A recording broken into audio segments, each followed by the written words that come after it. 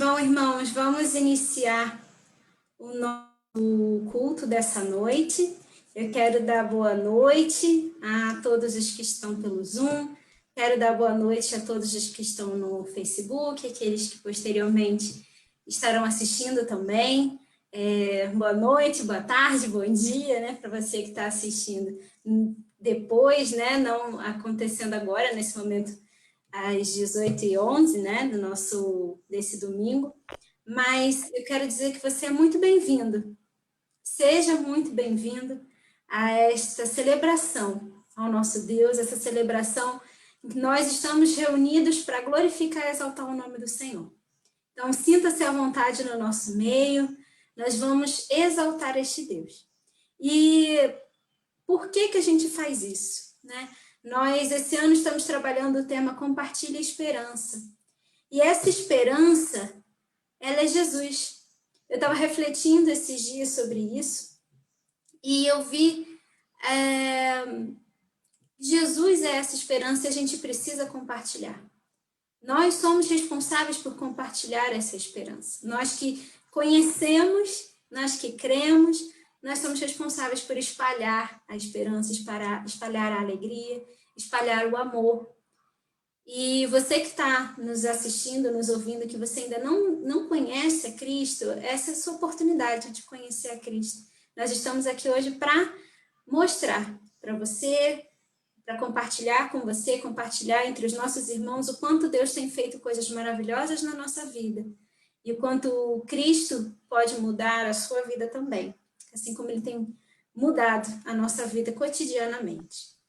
E justamente nesse primeiro quadrimestre do ano, né, de janeiro até abril, nós estamos tratando do tema recomeço, porque a gente muitas vezes precisa reiniciar, começar de novo coisas na nossa vida. E uma vida de oração, uma vida de conhecimento de Deus, uma vida de um cristão, ela precisa ter um novo começo. Ela precisa a gente precisa viver coisas novas, andar em novidade de vida com Deus.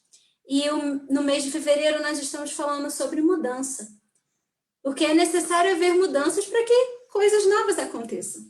Então, por isso nós estamos trabalhando durante todo este mês de fevereiro o tema mudança. Então, nós vamos orar, agradecendo a Deus por esta oportunidade, de mais uma vez a gente estar aqui reunido, mesmo que cada um na sua casa, que a gente esteja distante fisicamente, mas a gente está aqui louvando e exaltando ao Senhor. Então, nós vamos iniciar esta celebração, este culto de louvor e adoração ao Senhor, orando, agradecendo pelas bênçãos e pedindo que o Senhor esteja conduzindo, que seja tudo para a honra e glória dele, mas que nós também possamos aprender muito e louvá-lo de acordo com a sua vontade, tá bom? Eu gostaria de convidar a irmã Lúcia para fazer essa oração introdutória, agradecendo a Deus e louvando por tudo que ele é e por tudo que ele ainda há de fazer nas nossas vidas. Oremos. Pai de amor, obrigado, Pai, porque estamos aqui reunidos, obrigado por esse culto, Pai, sabemos que será uma bênção, porque estamos aqui unidos no único propósito de te honrar, te engrandecer, levar a Tua palavra, estar fazendo o cântico, Senhor, de louvores para te exaltar. Então, ó Pai, nós sabemos que tudo aqui está sendo feito, foi feito e preparado para te honrar. Pai de amor, muito obrigado por cada irmão que está aqui. Obrigado, Pai, pelos irmãos que estão acompanhando pelo Facebook.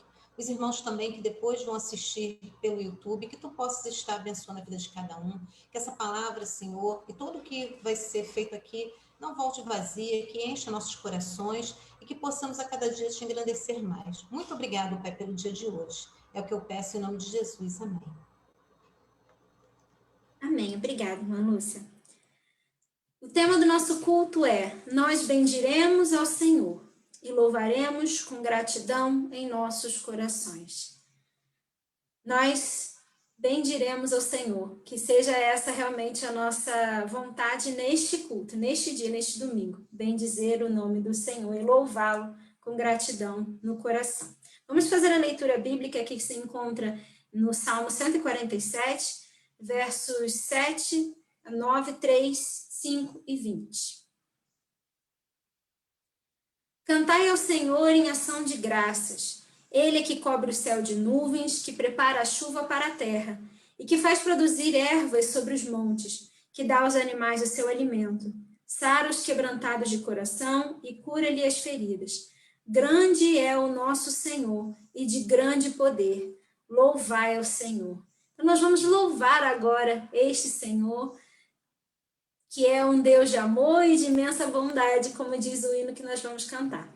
Hino 32 do Inário para o Culto Cristão, nós vamos cantar neste momento, mesmo com o microfone fechado, mas louve e exalte o nome do Senhor nesse momento.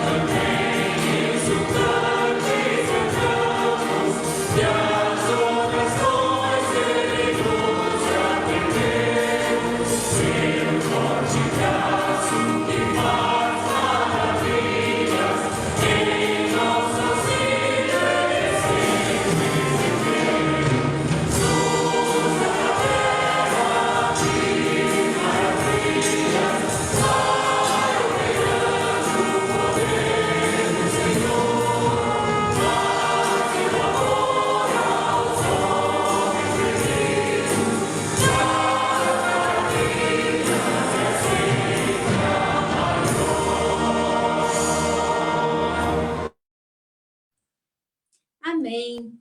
Nós continuamos exultantes, cantando, glorificando o nome do Senhor, porque Ele tem operado maravilhas no nosso meio. Nós vamos agora louvá-lo em oração, agradecendo, bendizendo o nome do Senhor, porque Ele tem estado conosco. Nós podemos sentir a sua presença, nós podemos viver na sua presença. E agora nós estamos aqui para glorificar, exaltar o nome desse Deus. Então, nós vamos orar neste momento. Eu gostaria de convidar a irmã Venância para orar neste momento, agradecendo ao Senhor, louvando o nome do Senhor, porque Ele tem operado maravilhas nas nossas vidas. Oremos. Senhor, nosso Deus, nosso Pai, nós queremos, Senhor Deus, te agradecer imensamente, ó Pai, por estarmos reunidos, mesmo à distância, mas estamos com o mesmo pensamento de te louvar, de te adorar. Obrigada, Senhor, por tantas misericórdias que tu tens derramado sobre as nossas vidas. Obrigada, Senhor, pela tua presença constante, nós temos sentido a cada momento. Obrigada, Senhor, porque apesar de estarmos passando por um momento ímpar, um momento difícil, mas sentimos o Teu Espírito Santo nas nossas vidas, sentimos o Teu Espírito Santo consolador, que tem ajudado, Senhor, a tantas famílias enlutadas, a tantas pessoas com dificuldade. Obrigada, Senhor, porque sentimos, ó Pai, a Tua presença nas nossas vidas. Quero te agradecer também pela Tua igreja, ó Pai, pelos trabalhos que estão sendo feitos presencialmente, pelo Zoom. Obrigada, Senhor, porque a Tua igreja está caminhando, está dinâmica. Obrigada, Senhor Deus, que Tuas atitudes estão sendo tomadas. Obrigada, Senhor, porque nós temos sentido que Tu tens estado no nosso meio, tem nos orientado, tem nos dado sabedoria.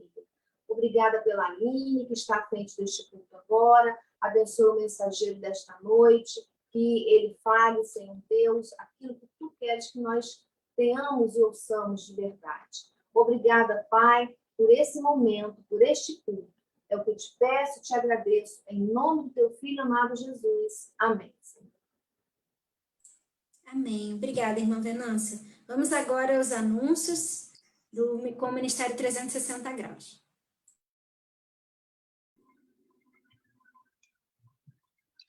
Boa noite, irmãos. Para esta semana, nós temos alguns anúncios aqui para a nossa igreja, para a gente sempre apoiar as atividades e nos envolvermos com a nossa igreja e com os nossos irmãos.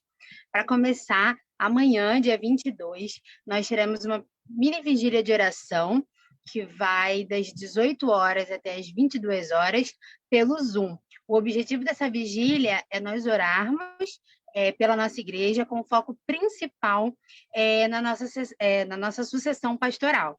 Então, venha, ore junto conosco, participe, vamos clamar ao Senhor para que Ele nos guie nas nossas decisões. Por conta da vigília de oração, o dia especial de oração foi adiado, não será mais na próxima segunda, né, dia 1º, será na segunda-feira, dia 8. Então, temos essa pequena mudança nesses dias. Mas participem amanhã da nossa vigília de oração.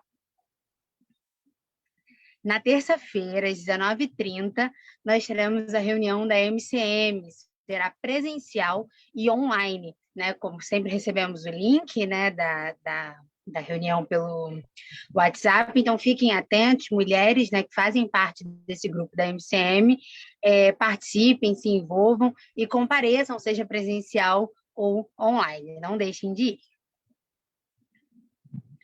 No próximo domingo, dia 28, às 10 horas, teremos a nossa Assembleia Extraordinária, que acontecerá também de forma presencial e online. Lembrando que a primeira convocação é às 10 horas e a segunda convocação às 10h15.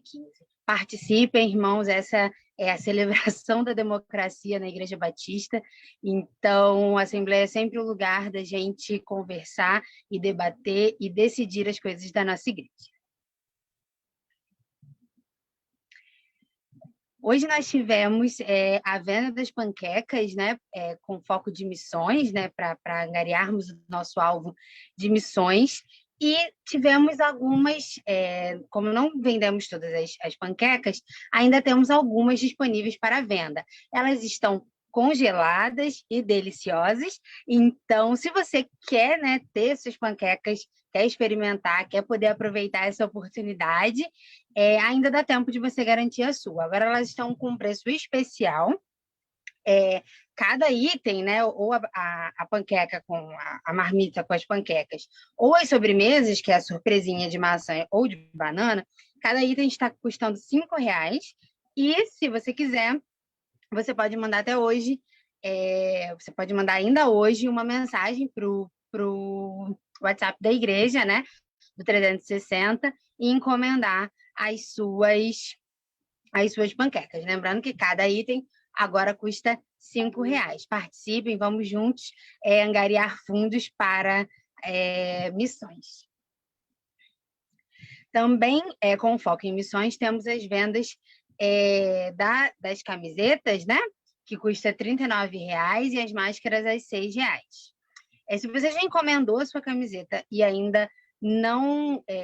elas estão disponíveis, se você ainda não pagou, o dinheiro pode ser deixado, né, até terça-feira na igreja com a nossa secretária, a irmã Marta, E se você ainda não tem a sua, garanta a sua. Você pode se comunicar também pelo WhatsApp, ou ligando para a igreja, ou falando com as nossas promotoras de missões, a irmã Lúcia e a irmã Ana Paula. Essa semana temos alguns aniversariantes, né? Lembrem-se, fiquem atentos a essa lista para que nós possamos parabenizar aos nossos irmãos, né? Uma ligação, uma mensagem, é sempre um sinal de carinho, é sempre um afeto que a gente transmite. Então, hoje nós temos 3 irmãos aniversariando, que é o irmão Felipe Clever, a Rosemary, que é de Imbariê, e a Manuela. Amanhã temos o irmão Ronaldo, no dia 23, o irmão Carlos Alberto Filho, e no dia 26, a irmã Elisângela. No dia 28, temos o aniversário de casamento da irmã Maria de Fátima e Ramiro Silva. Nós desejamos muitas felicidades, né? Que Deus prolongue os dias de vocês, sempre com muita saúde, com muito amor, e muitas bênçãos sejam derramadas nas suas vidas. Esses foram os nossos anúncios de hoje. Muito obrigada e até a próxima. Obrigada, Kizzy. Bom, como a Kizzy falou, nós temos as panquecas, né, de missões, elas estão lá na igreja. Então, se você quiser garantir a sua, você pode ir lá, tá lá no freezer, você chega lá na igreja, fala com o zelador ou com a irmã secretária amanhã de manhã, deixa o dinheiro e pega o seu item, tá bom? Bom, vamos continuar aqui o nosso culto. Nós bendiremos ao Senhor e dedicaremos nossas vidas a Ele. Dedicar a nossa vida totalmente ao Senhor é um passo difícil, mas a melhor decisão que a gente pode tomar na vida. Vamos fazer a leitura bíblica que se encontra no Salmo 40, versos 5 e 8. A palavra do Senhor diz assim: muitas são, Senhor meu Deus, as maravilhas que tens operado para conosco, e os teus pensamentos não se podem contar diante de ti. Eu quisera anunciá-los e manifestá-los, mas são mais do que se podem contar. Deleito-me em fazer a tua vontade, ó Deus meu. Sim, a tua lei está dentro do meu coração. Nós vamos cantar ao Senhor, pedindo que o Senhor olhe dentro de nós, veja o que precisa ser mudado, nos ajude a mudar para que possamos realmente compartilhar a esperança, levar o amor e a esperança a pessoas que precisam, que Deus nos use e faça conosco aquilo que Ele deseja, porque nós sabemos que o que Ele faz é bom, é perfeito, é agradável, e nós, entregando a nossa vida ao Senhor, nós só temos bênçãos sobre as nossas vidas. Bênçãos infinitas, nós não podemos nem contar. Então vamos cantar ao Senhor neste momento e faça dessa música a sua oração.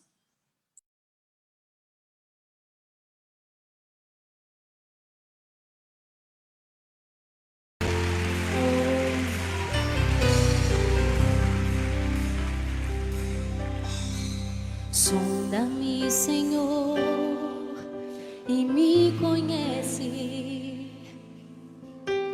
Quebranta o meu coração. Oh, Jesus. Transforma-me conforme a tua palavra e enche-me até que em mim se ache só a ti. Então,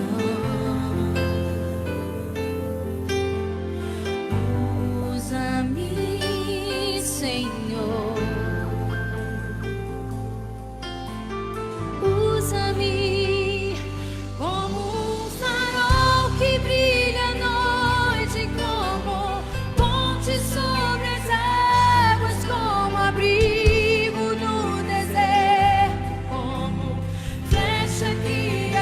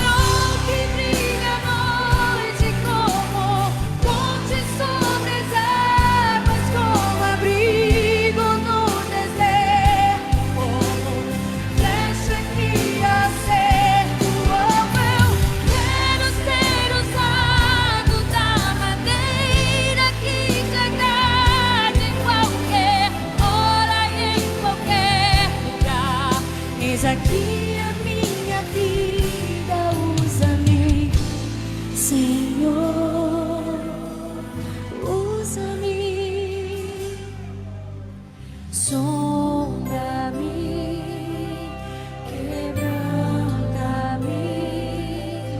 transforma-me, enche-me e usa-me. Sonda-me, sonda-me, quebranta-me, transforma-me. Sim, Senhor. Enche-me e usa-me. Sonda-me, sonda-me, Senhor.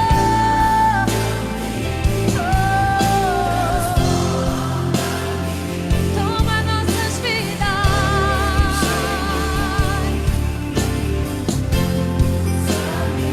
Sonda-me,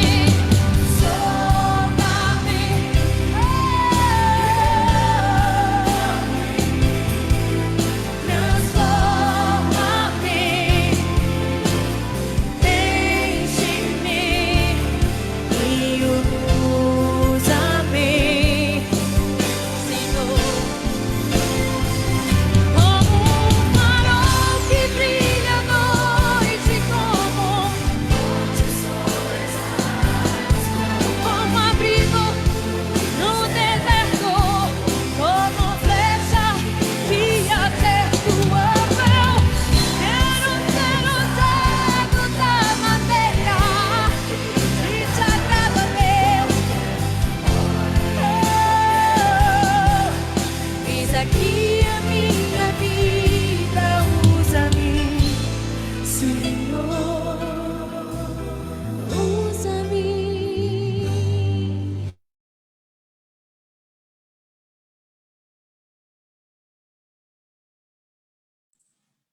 Amém. Nós possamos sempre estar disponível nas mãos do Senhor, pedindo que Ele nos use, que Ele olhe para dentro de nós, veja se há algo que não agrada, que não está de acordo com sua vontade, que Ele nos quebrante, que Ele transforme, para que Ele possa nos usar. E que a gente seja um canal de bênção, a gente seja realmente ponte, levando outras pessoas para perto do Senhor. Nós bendiremos ao Senhor e confiaremos no seu cuidado. Deus cuida de nós, amém? Nós vamos fazer mais uma leitura bíblica que se encontra em Abacuque, capítulo 4, versos 17, capítulo 3, perdão, do verso 17 ao 19. A palavra do Senhor diz assim: porque ainda que a figueira não floresça, nem haja fruto na vide, ainda que decepcione o produto da oliveira e os campos não produzam mantimento, ainda que as ovelhas da malhada sejam arrebatadas e nos currais não haja gado, todavia eu me alegrarei no Senhor, exultarei no Deus da minha salvação. O Senhor Deus é a minha força e fará os meus pés como os das servas e me fará andar sobre as minhas alturas. Então, louvado seja o nome do Senhor, ainda que nada dê certo.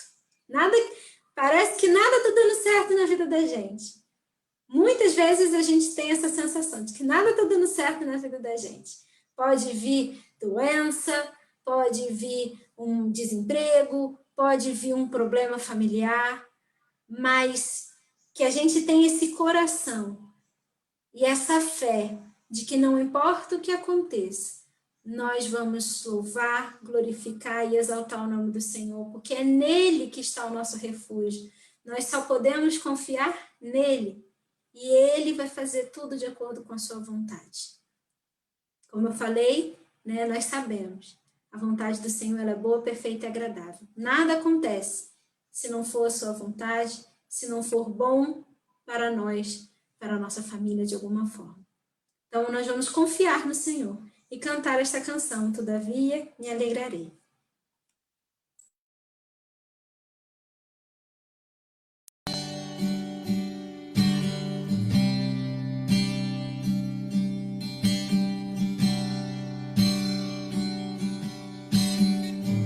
Eu tenho um Deus que não vai deixar essa luta me matar, o desespero me tomar. Por mais pressão que seja a situação, o controle ainda está na palma de suas mãos. Eu tenho um Deus que não vai deixar essa luta me matar, o desespero me tomar. Por mais pressão que seja a situação, o controle ainda está na palma de suas mãos. O choro dura uma noite, mas a alegria ela vem pela manhã. Eu creio, eu creio.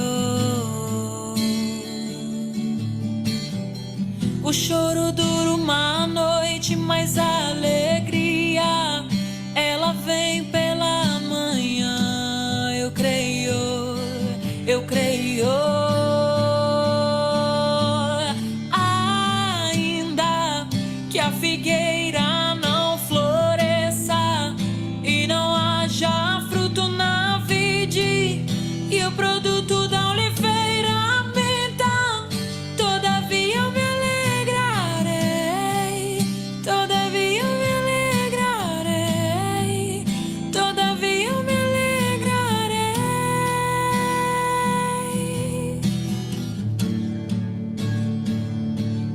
Ainda que a figueira não floresça e não haja fruto na vide e o produto da oliveira minta, todavia eu me alegrarei, todavia eu me alegrarei, todavia eu me alegrarei.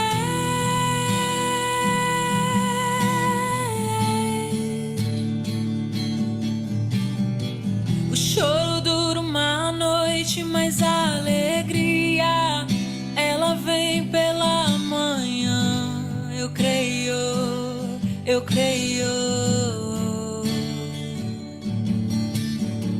O choro dura uma noite, mas a alegria ela vem pela manhã. Eu creio, eu creio. Ainda que a figueira não floresça e não haja fruto na vide e o produto da oliveira minta, todavia eu me alegrarei, todavia eu me alegrarei, todavia eu me alegrarei.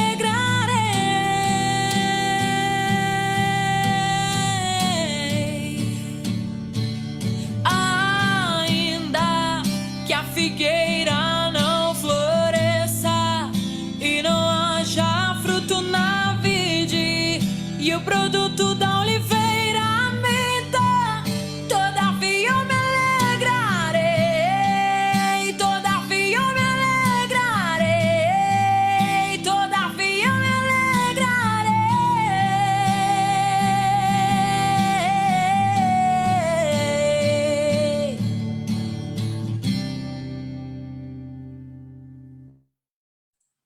Que bom que a gente pode se alegrar nesse Deus. Ainda que nada pareça ir bem, a gente tem um Deus em quem a gente pode se alegrar.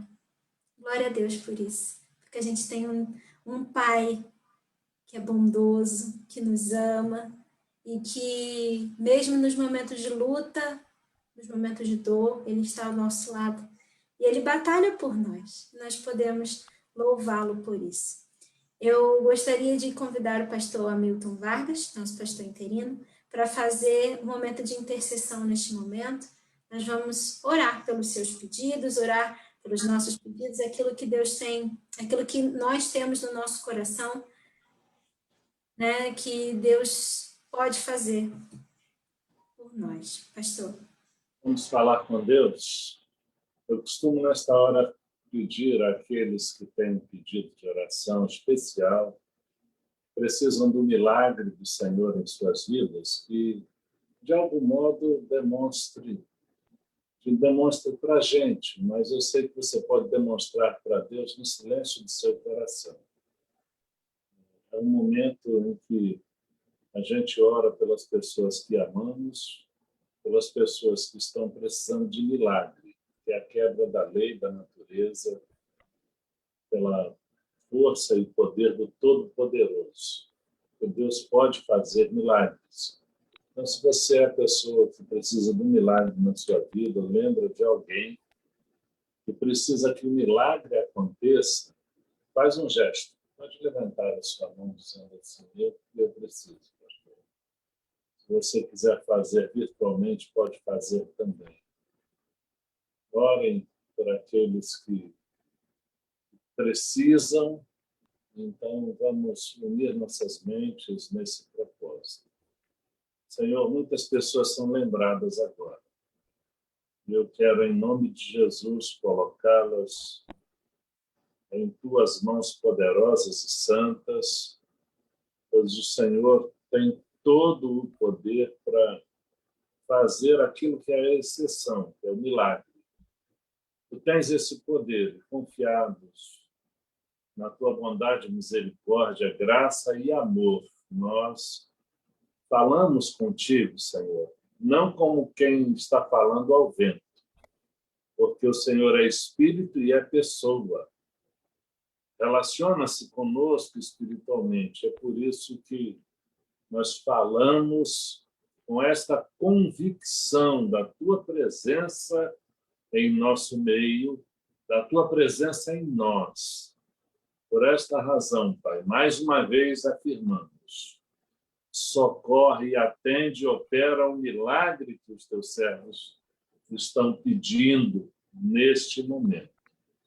Continua, Senhor, a usar da instrumentalidade de pessoas para falar aos nossos corações, edificar nossas vidas. E nós pedimos, Senhor, atua livremente na mente de cada um, que haja a concessão desta liberdade por cada um de nós.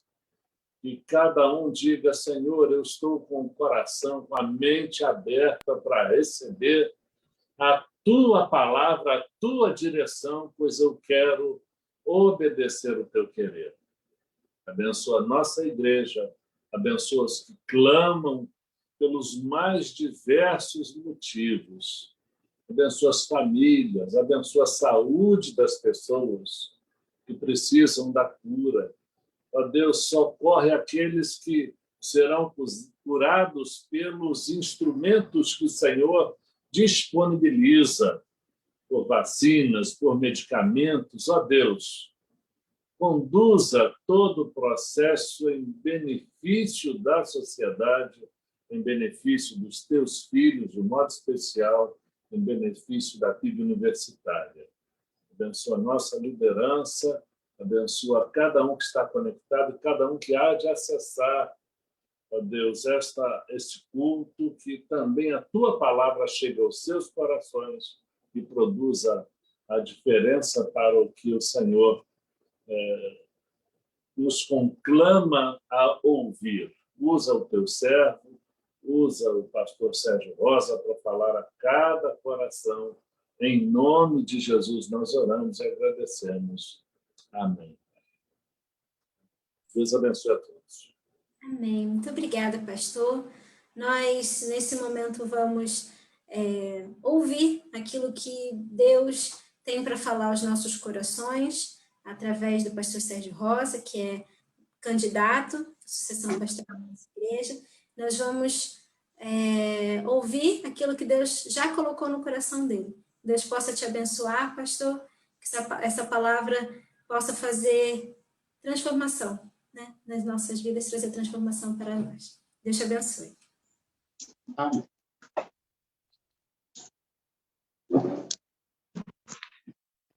Amém, muito obrigado, irmã Lili.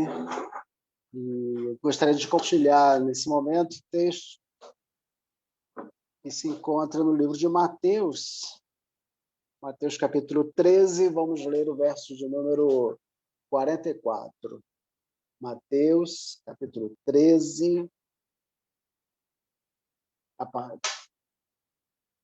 capítulo 13, versículo 44. Diz assim a Bíblia, a palavra de Deus. O reino dos céus é semelhante a um tesouro oculto no campo, o qual certo homem, tendo achado, escondeu, e transbordante de alegria, vende tudo o que tem e compra aquele campo. Esse texto, para mim, é um texto impressionante. A gente lê o texto várias e várias vezes e não deixa de se impressionar com aquilo que foi ensinado diretamente pelo nosso Mestre Jesus, pelo nosso Senhor, pelo nosso Salvador, pelo nosso amigo Jesus.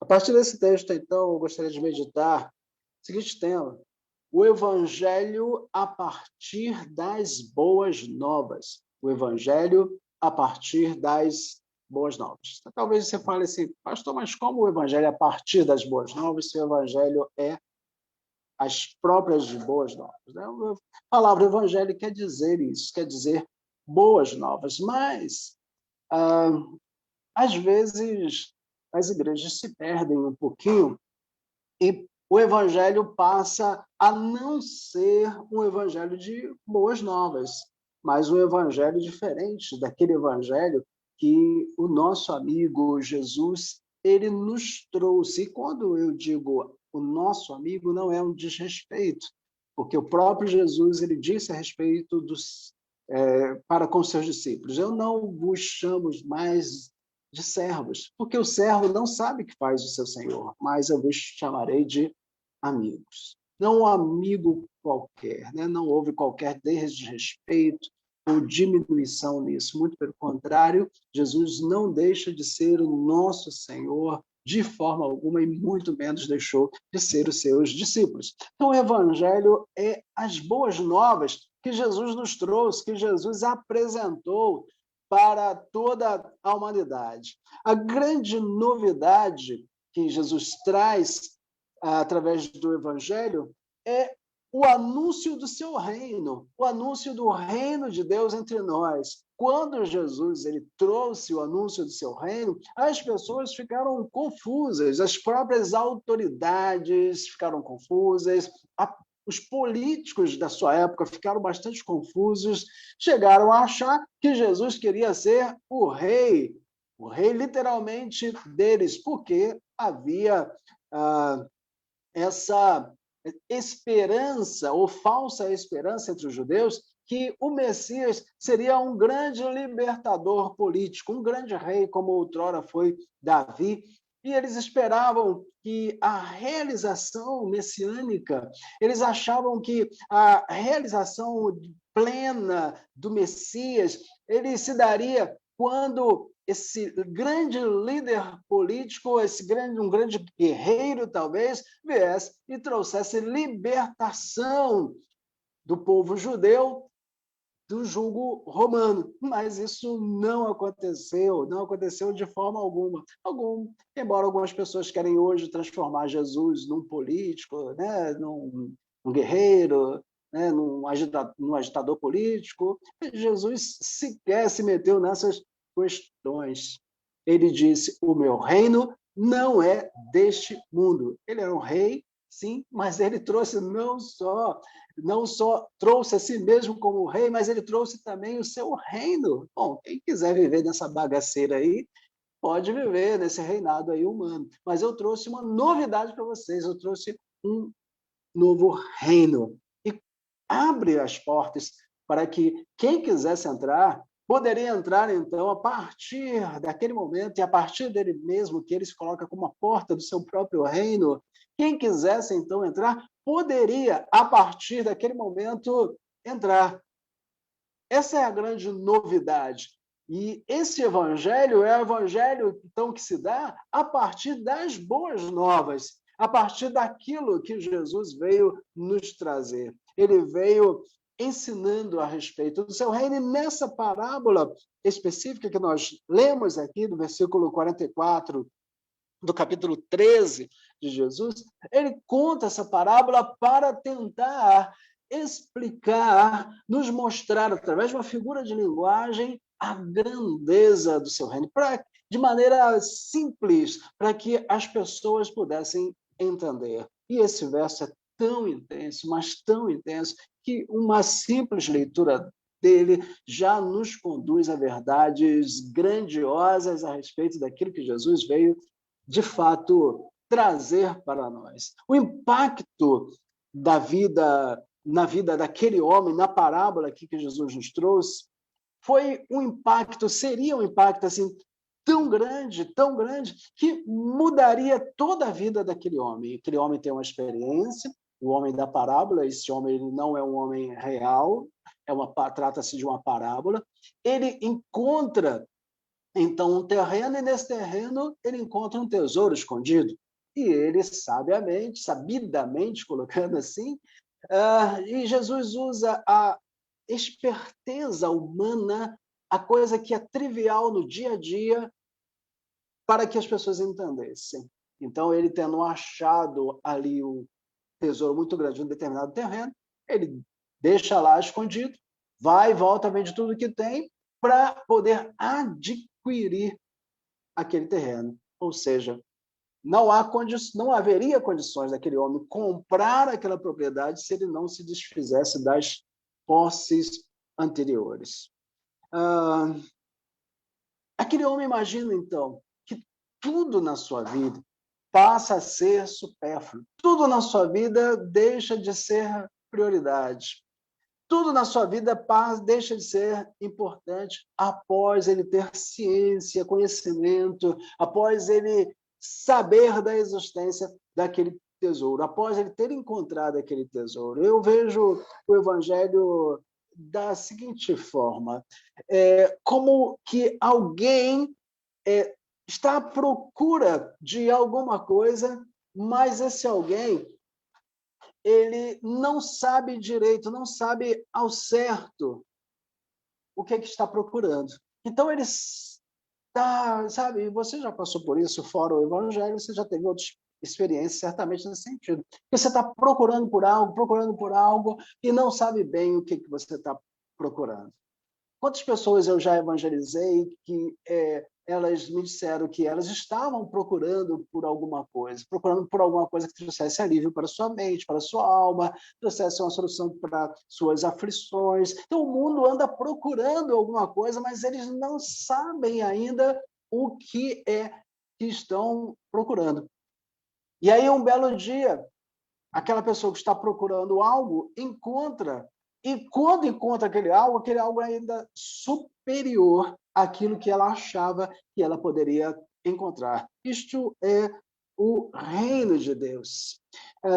Não sei se já aconteceu com você, certamente já aconteceu. Você está querendo comer alguma coisa, assim, mas você assim, não sabe bem o que é, mas você está com aquela fome que não é bem fome, é aquela vontade de comer alguma coisa diferente. E aí isso acontece aqui em casa, obviamente, como acontece na casa de vocês. Aqui aqui em casa a gente não janta. Então, quando chega a tardinha, assim, 6, 7 horas da noite, às vezes 8, a gente para lanchar, para comer alguma coisa leve. Então a gente lancha e tal. Mas aí a gente faz outras coisas e tal, e aí quando a gente vai dormir, que lá para as 11 horas, 11 e tantas, a gente já está com aquela fome novamente, mas a gente não quer parar para comer, quer comer alguma coisa. E eu olho para a Rosana e falo assim, puxa, estou com vontade de comer alguma coisa, mas não sei o que é. Aí daqui a pouco, a Rosana dá uma volta, uma meia hora depois vem ela com alguma coisa assim que eu nem esperava, nem sabia que tinha aquilo em casa, e ela traz aquela novidade, assim, aquela coisa boa. Né? De uma maneira bem simples, é isso, né, que Jesus está falando a respeito da sua parábola. É aquele novo que você espera, mas você nem sabia da existência. Não sabia que aquilo maravilhoso, aquele algo maravilhoso poderia existir. E, baseado nisso, eu gostaria de destacar algumas características, então, deste evangelho, que é o evangelho das boas novas. Jesus, nessa parábola, ele fala algumas coisas, e a primeira coisa que eu entendo e que eu vejo aqui nessa parábola é que o evangelho, ele é fascinante. O evangelho é fascinante. Eu vibro com o evangelho, né? Eu amo o evangelho. Eu não amo o que as pessoas estão fazendo com o evangelho, obviamente que não. Isso ultimamente tem mexido comigo, né? O evangelho tem sido transformado numa outra coisa que não é evangelho. Mas o evangelho real de Jesus, ele é fascinante. E Jesus, nessa parábola, ele compara o evangelho, compara o seu reino a um homem que, tendo encontrado um tesouro em um campo, ele sai e ele vai e ele vende tudo que ele possui, e com aquele dinheiro arrecadado, com aquele valor arrecadado, ele vai então e compra aquele novo campo. Obviamente, não seria possível aquele homem comprar aquele novo campo se ele não abrisse mão, se ele não se desfizesse das suas posses, talvez casas e terrenos que ele tivesse. Imagino que, eu lendo esse texto, pensando naquele terreno, eu imaginei assim uma possibilidade não de um tesouro talvez físico, lá com ouros, diamantes e tal, nada disso. Eu pensei o seguinte, eu pensei no manancial de água mineral. Nós estivemos visitando, eu não sei se ainda está com a gente aqui, o Washington e Fátima, esse casal que nós convidamos para participar do culto de hoje. E eles moram em Itanhandu. Itanhandu é próximo a Caxambu e São Lourenço. Então, nós paramos ali e fomos visitar. Eu ainda não conhecia Caxambu e São Lourenço. Aliás, tínhamos ido uma vez só, com eles mesmo, no passado. Bom, e em Caxambu, é interessante, para quem já foi lá, sabe como é, quem não sabe, vai ser uma novidade interessante. Tem o parque lá de Caxambu, e nesse parque tem lá os mananciais de água mineral, e você pode tomar lá de graça à vontade, água mineral à vontade. E muitas pessoas vão com garrafão, né? Nós levamos até uma garrafa simplória de quantos litros, Suzana? Aquela de 2,5 litros, mas tem gente que leva muitas garrafas e enche lá, e você pode tomar água mineral à vontade, água mineral com gás, água mineral que faz bem para o estômago, água mineral que faz bem para os olhos. Tinha uma senhorinha lá que pegando com um potinho e botando nos olhos, lavando os olhos. Eu fiz até uma brincadeira, né? Eu lavei o olho, tirei o óculos, falei, Rosana, estou enxergando. E tem até um chuveiro lá de água mineral que é a fonte da juventude, né? E acreditam-se lá que as pessoas tomando banho com aquela água, elas vão rejuvenescer. E havia até lá, a última vez que nós fomos, né, um senhorzinho, tadinho, triste da vida, triste, porque ele tomava banho lá todos os dias, e naquele dia específico a fonte não iria funcionar, ele não iria tomar o seu banho, então naquele dia ele ia envelhecer aí uns 10 anos. Bom, o evangelho, ele é fascinante, mas é fascinante por que razão? Porque essas boas novas de Jesus, ela apresenta algo totalmente novo, uma novidade. Aquele homem, então, ele teria encontrado ali um terreno, vamos supor que fosse água mineral, cheio de água mineral. Imagina que aquela terra ali fosse uma terra altamente produtiva, e ele viu ali a possibilidade de altos ganhos com o plantio ou no cuidado com os animais. Enfim, encontrou ali um grande tesouro naquele lugar. Descobrir o reino de Deus é como descobrir, então, esse tesouro. E eu penso também na possibilidade que seria de descobrir uma paixão por algo que seja inestimável. Inestimável. E quando eu falo de paixão por algo que seja inestimável, não tem como não lembrar do nosso próprio casamento. Porque o reino de Deus, ele vem mudar, quando nós entramos nele, ele muda toda a nossa história, e esse é o grande fascínio dele. Ele muda toda a nossa vida. E o casamento, ele é algo muito parecido com o nosso relacionamento para com Deus, porque também exige uma aliança, exige também que você se dedique àquele relacionamento, e também implica numa mudança, numa transformação de vida. Há casais, às vezes, onde um dos cônjuges querem casar-se e querem continuar vivendo como se solteiro fosse. Obviamente, a gente sabe que isso dá problemas. Quantos casais novinhos nós já aconselhamos, porque um dos cônjuges queria viver como se solteiro fosse. Quem casa, quer casa. E quando nós casamos, isso exige uma mudança. E a partir, então, do casamento, você passa a viver agora em função de também outra pessoa. Você não pode mais pensar em si mesmo. O nosso relacionamento com Deus, a descoberta desse novo reino, a entrada nesse reino que Jesus nos inaugurou, ele é fascinante porque ele produz em nós essa mudança, essa transformação que se dá através agora de um relacionamento novo, um relacionamento com Jesus. Eu e Rosana estamos caminhando aí para os 30 anos. Temos 29 anos, estamos caminhando para os 30 anos de casado. E a vida de casado, ela poderia dizer que ela é desafiadora e muito fascinante. Somos casados há tanto tempo, justamente porque esse fascínio nos levou a manter esse relacionamento, a manter um compromisso de um para com o outro. Descobrir o Evangelho é uma experiência fascinante, inigualável. Não há nada que possa igualar-se ao Evangelho, às boas novas, a esse reino que Jesus veio nos inaugurar. Conhecer a Jesus faz parte, e fazer parte do seu reino é, então, extraordinário. E, mais ainda, o Evangelho, no segundo aspecto, podemos dizer que ele é desafiador. Por que seria desafiador? O Evangelho é desafiador porque nos motiva a essa mudança de vida, essa transformação. Muitas pessoas ficam com medo de casar-se. Eu conheço várias que tinham muito medo de casar, exatamente porque já sabia que o casamento exigiria por parte dele uma mudança de hábitos, uma mudança de vidas. Algumas coisas que o João Pedro faz, e eu e a Rosana, a gente conversa, e a gente fica na expectativa do casamento, quando ele se casar, porque ele vai ter que mudar alguns hábitos dele, né? Solteiro, filho único, sabe como é, né?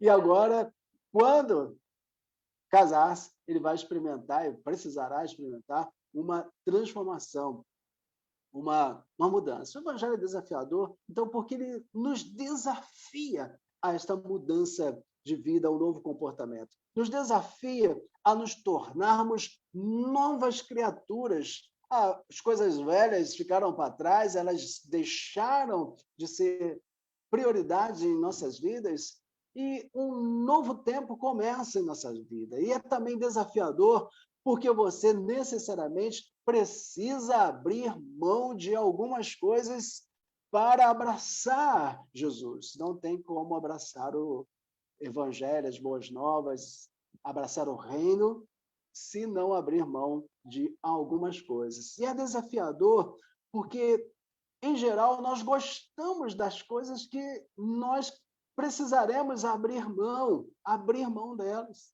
Estamos apegados, às vezes, a coisas que não queremos abrir mão, e por isso algumas pessoas acabam sendo impedidas por si mesmas de entrar, então, no reino de Deus.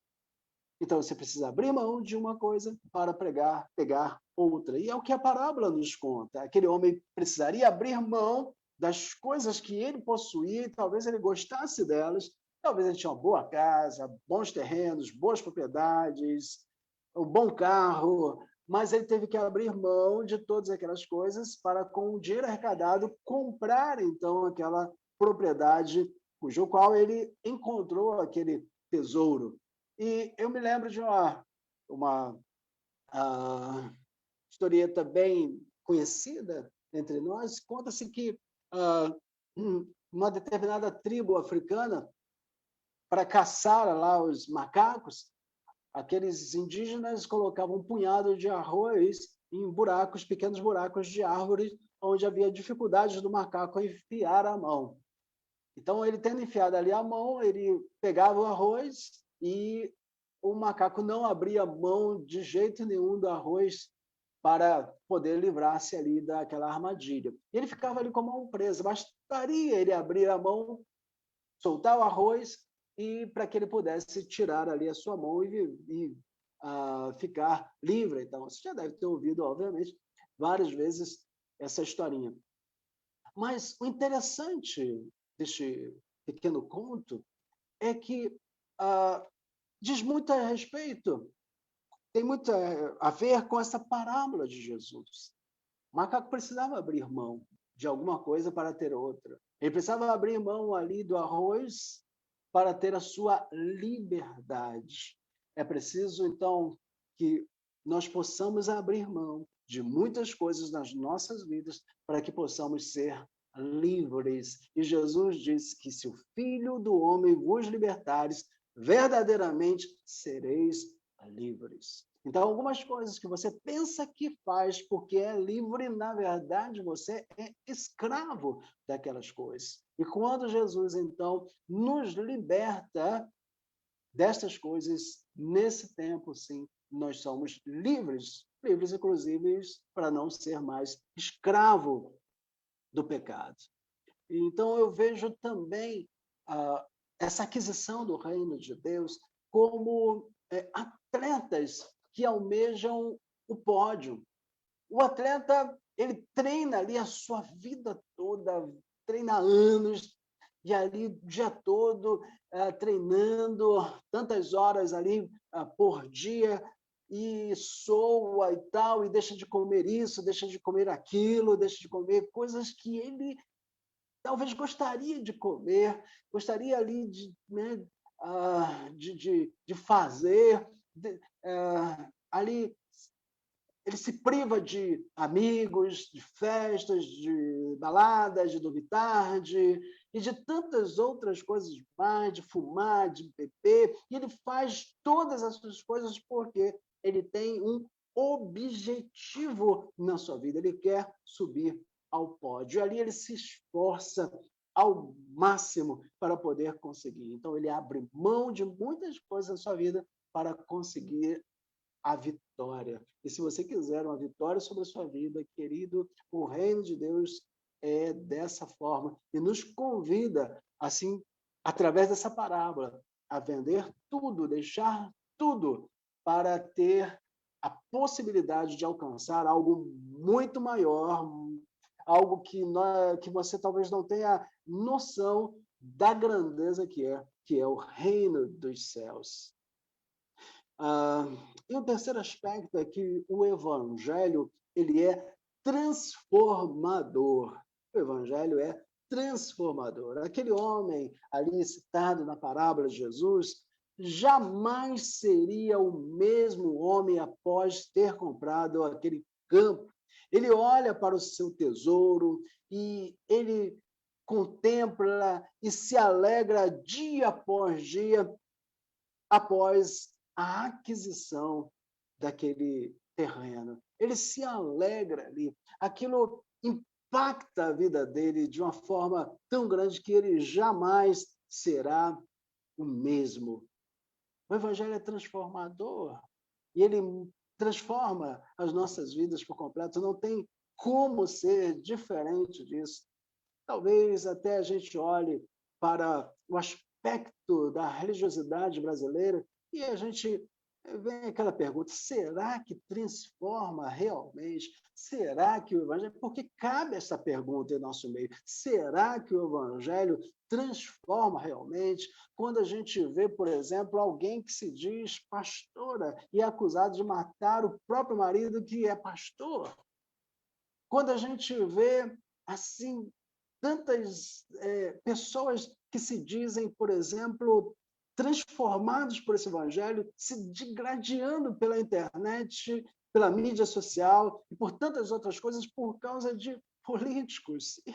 Eu creio, no meu modo de ver, de vivenciar esse evangelho transformador, que o reino de Deus ele estaria acima da política. A política estaria aqui embaixo, num campo natural onde nós temos que pisar, porque Jesus não nos tirou do mundo, né? Ele nos livra do mal, mas ele não nos tira do mundo. Então, temos que viver nesse mundo ainda dia após dia. Jesus viveu num mundo que também era político. Ele não se rendeu à política. Ele pregou o seu reino e atropelou o campo político. Pilatos disse para ele, né? Rapaz, eu tenho o poder de soltar você. Aí Jesus diz para ele, você nem estaria sentado aí se não fosse de minha vontade. Então, Jesus atropelou o campo político. Não deu, como dizia na Bahia, usava-se uma palavra bem interessante lá na nossa cidade, ligança, né? Eu aprendi essa palavra nova lá, ligança.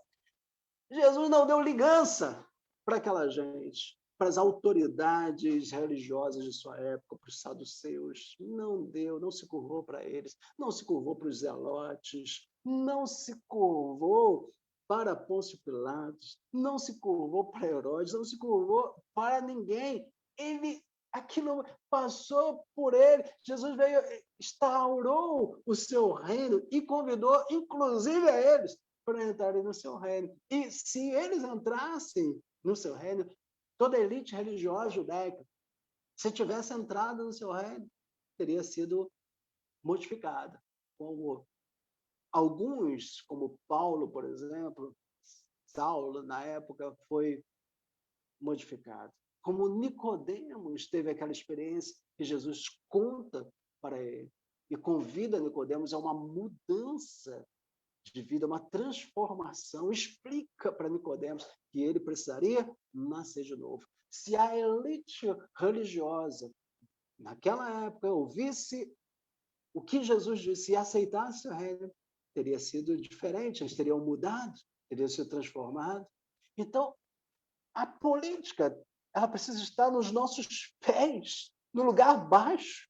O reino de Deus precisa ser colocado no lugar mais elevado, e eu vejo pessoas que dizem que estão dentro deste reino, se digladiando, ofendendo a amigos, desfazendo amizades, desfazendo relacionamentos, porque essa maldita polarização que foi instaurada no nosso país, isso não começou no nosso país, essa história é antiga, isso é papo para outro momento, mas que se instaurou, obriga as pessoas a se posicionarem entre esquerda e direita.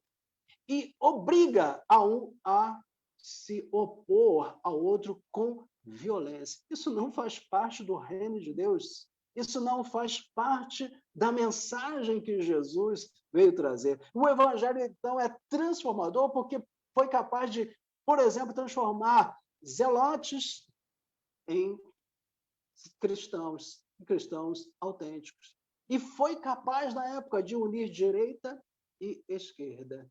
Os zelotes eram, considerando nos tempos de hoje, seriam de partidos de esquerda, extrema esquerda. Simão Zelote fazia parte dos 12 ali junto com Jesus. Então, Jesus, o evangelho, ele é fascinante, ele é desafiador, ele é transformador, porque ele faz isso. Se não está fazendo, ele deveria fazer.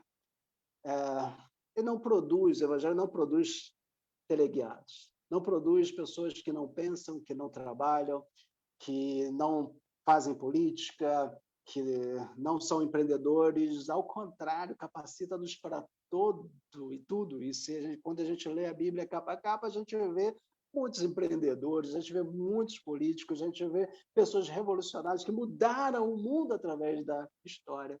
mais homens tementes e totalmente tementes a Deus. Então, hoje, devido à multiplicação de um evangelho falso vivido no Brasil, algumas pessoas começaram a achar que poderia viver o reino de Deus sem abrir mão de algumas coisas na sua vida. Não é possível. Você pode vivenciar uma religiosidade, você pode viver uma religião. Inclusive, há pessoas que estão nascidas e criadas dentro de uma religião, mas que nunca se converteram de verdade. Porque o fato de nascer dentro de uma religião não faz de nós cristãos genuínos e autênticos.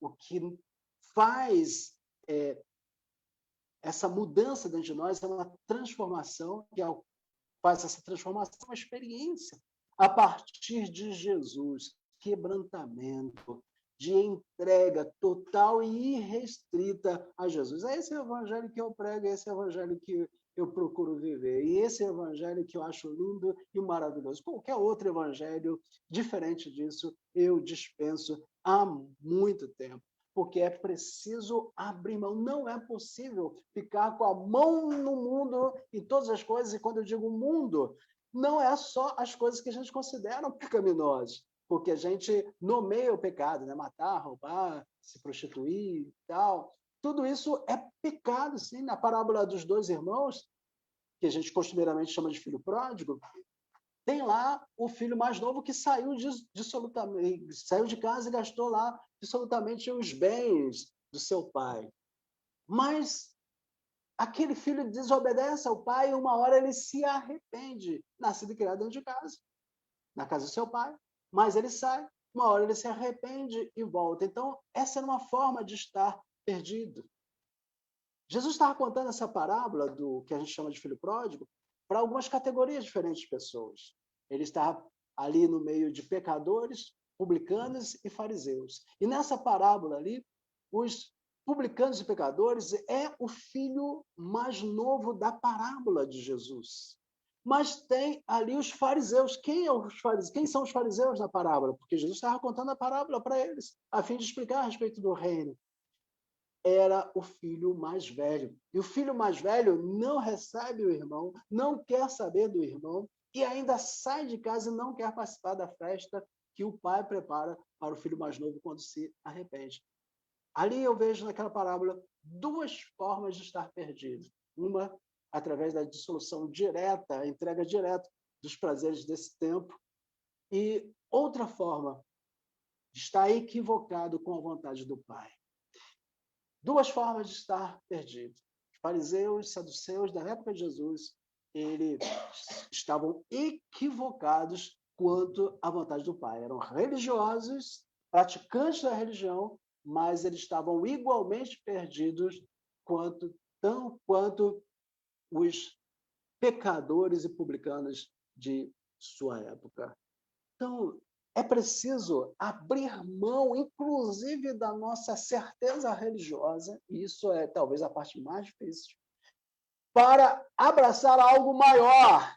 E esse algo maior é justamente o reino de Deus, esse reino maravilhoso, que ele é, de fato, transformador, ele transforma a nossa essência por completo, e transforma também a nossa mente. E por algumas posturas fica difícil até de entender, porque o evangelho, por si, ele é transformador. E eu lembro de algumas experiências de conversões de pessoas que nós discipulamos, que eu vi crescer, nascer e crescer na fé. Uma delas, o Elber. Né? O Elber é um querido nosso filho, assim, na fé, se a gente pode chamar assim, usar essa expressão, né? Por ter aquele carinho grande. Eu vi ele nascendo. Era um rapaz de 24 anos na época, e ele começou a frequentar a nossa igreja de uma maneira bem interessante. Nós éramos recém-chegados na cidade, e ele estava com um grupo de amigos sentados na praça, e eu passei de bicicleta. E eu passei, era um dia comum de semana, talvez uma segunda-feira, não lembro, e eu estava de bermuda, camiseta e boné, e caminhando de bicicleta lá, não lembro para onde eu estava indo.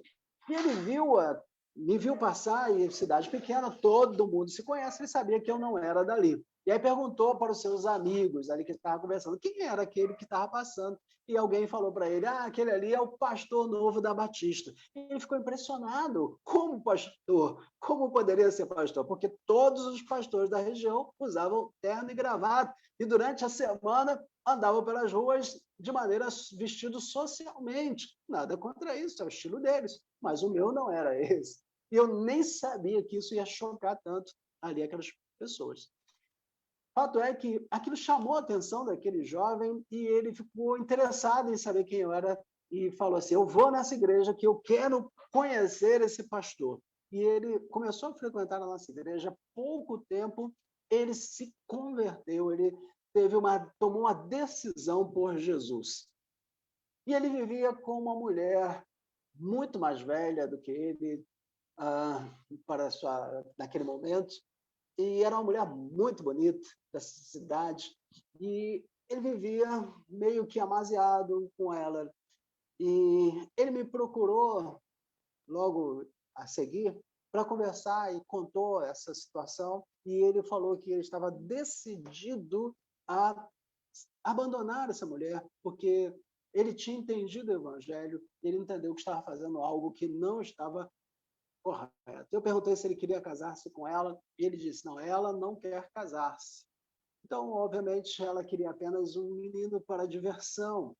E ele entendeu que aquilo não era mais adequado para a vida que ele estava escolhendo ter. Então, ele abre mão ali daquela mulher. Nós começamos a orar pelo Elber, porque o Elber era um rapaz muito bonito. Nós chamávamos ele na nossa igreja de o pão do céu, porque as meninas todas, né, estavam ali querendo ter um namoro com ele.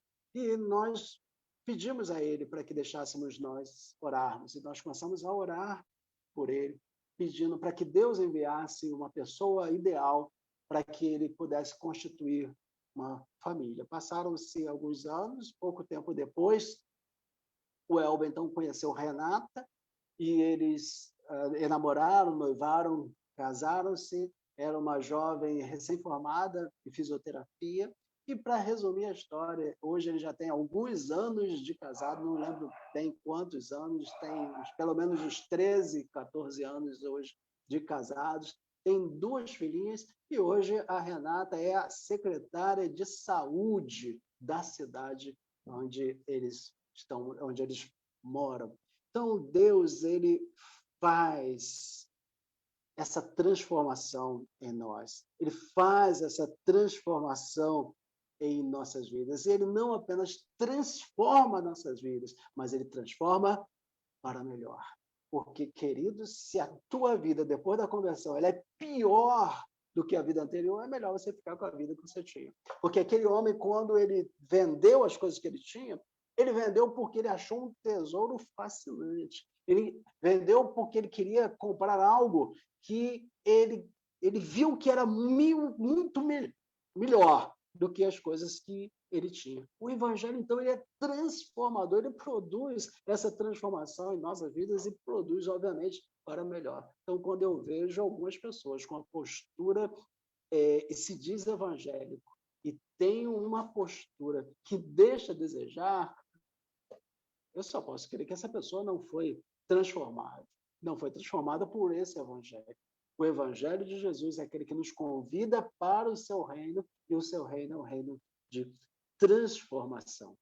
A parábola de Jesus, então, nos mostra claramente, sem sombra de dúvida, que é preciso se desfazer de toda a quinquilharia do passado, aquilo que nos aprisiona, que nos prende, e se liberar dessas coisas, soltar essas coisas, essas amarras do passado, pertences do passado, costumes do passado, coisas do passado, para adquirir este tesouro que é o reino dos céus. Então, essa parábola de Jesus, ela me fascina até o tempo presente, porque ela nos mostra esse algo grandioso de Jesus e nos mostra também como devemos fazer. E, aliás, como devemos fazer? Não. Quando nós tomamos essa posição ao lado de Jesus, Jesus ele não nos cobra isso, ele nos mostra isso. E esse impacto é tão grande nessa vida, como foi no caso do Elber, que ele coloca diante de nós as opções. Você pode optar em continuar vivendo da mesma forma, da mesma maneira, mas você pode também optar por ser mudado, por ser transformado. O convite de Jesus é para que você seja totalmente transformado. Se você ainda não conhece esse reino de Jesus dessa maneira, vem caminhar conosco. Eu gostaria de mostrar para você como viver esse reino. Se você nos ouve, já teve muita decepção com o Evangelho, muita decepção com líderes religiosos falsos que enganaram você, e hoje você está arredio, com medo, preocupado de se entregar para algo novamente. Eu quero dizer para você, querido, minha querida, se você tem essa experiência que eu estou lhe dizendo com o reino, essa experiência com Jesus, você jamais se arrependerá da sua decisão. Jamais irá querer voltar atrás. Você pode até se decepcionar com uma ou outra pessoa que se diz crente, mas que nunca foi de fato transformado pelo Evangelho. Agora, com o Evangelho de Jesus, você jamais se arrependerá, porque esse Evangelho transformador, ele vem para nos causar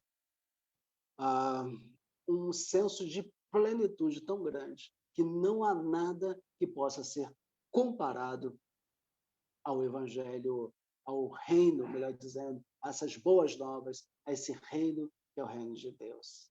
Se você já vive dentro desse reino, você que é crente, você é meu irmão, minha irmã, você que faz parte da PIB universitária, você que nos ouve e é crente de outra igreja, se você já vive dentro desse reino, você precisa valorizar ao máximo esse reino, que afinal de contas, você abandonou tudo, largou tudo, vendeu tudo que você tinha para adquirir essa nova propriedade que é o reino de Deus. Então, valorize bastante, valorize este reino, que é o reino que Jesus nos inaugurou. Deus abençoe você grandemente. Eu gostaria de orar pela sua vida. Gostaria de orar por você. Se você, nessa noite, gostaria de entregar a sua vida para Jesus, eu quero orar por você, para que você possa fazer essa entrega, para que você possa adquirir este reino, para que você possa ter essa experiência transformadora, fascinante, desafiadora em sua vida.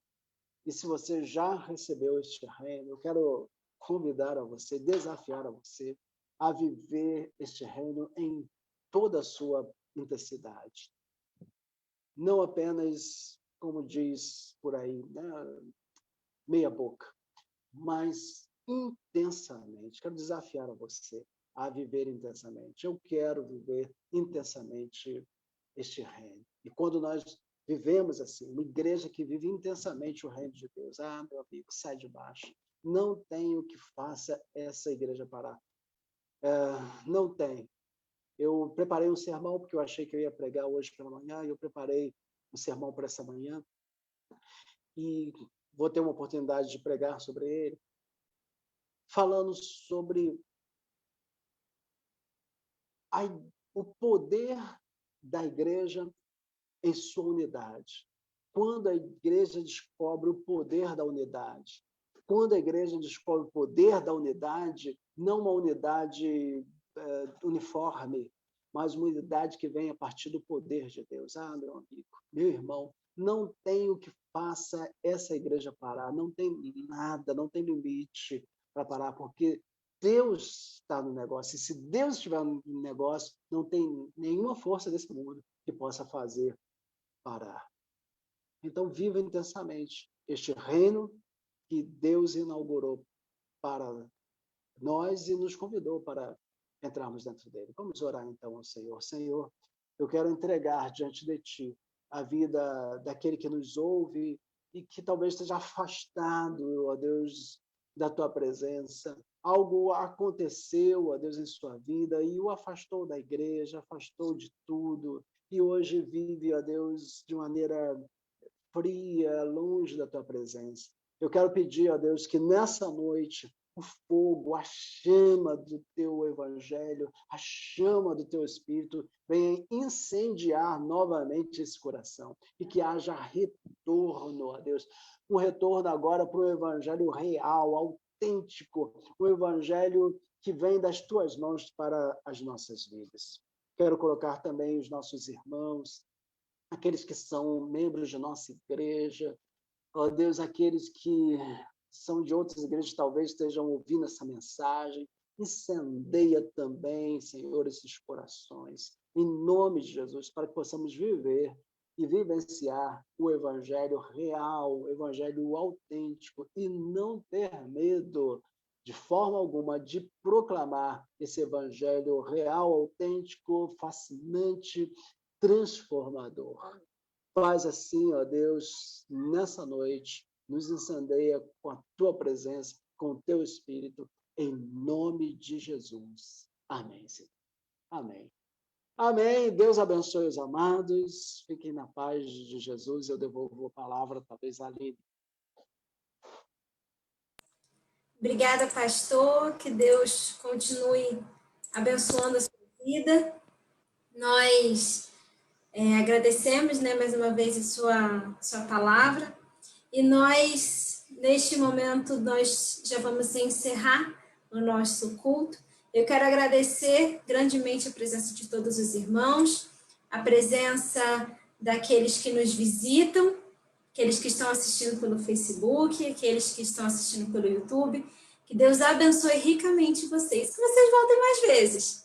Nós ficamos felizes em receber os irmãos, os nossos visitantes, aqueles que estão participando hoje, que já estão participando de alguns cultos. Que Deus continue abençoando vocês e que o Senhor nos dê uma boa noite. E nós nos encontramos amanhã para a nossa vigília, a partir das 18 horas. Tá bom? Deus abençoe a todos, uma excelente semana na presença do Senhor. Vamos nos despedir agora, irmãos. Beijo para todos. Boa noite. Boa noite, boa Obrigado, semana para todos. Semana abençoada para todos. Boa noite, Boa semana. Amém. Boa noite. Uma semana muito abençoada, uma semana de portas abertas para os irmãos. Amém. Que Deus abençoe Amém. a cada um. Uma ótima semana. Amém. Boa noite, irmão. Amém. Uma ótima semana. Boa noite, irmão. Boa noite, irmão. Boa noite, irmãos. Boa noite, meu filho. Boa noite, pai. Boa noite, mãe. Boa noite, filho. Boa noite a todos.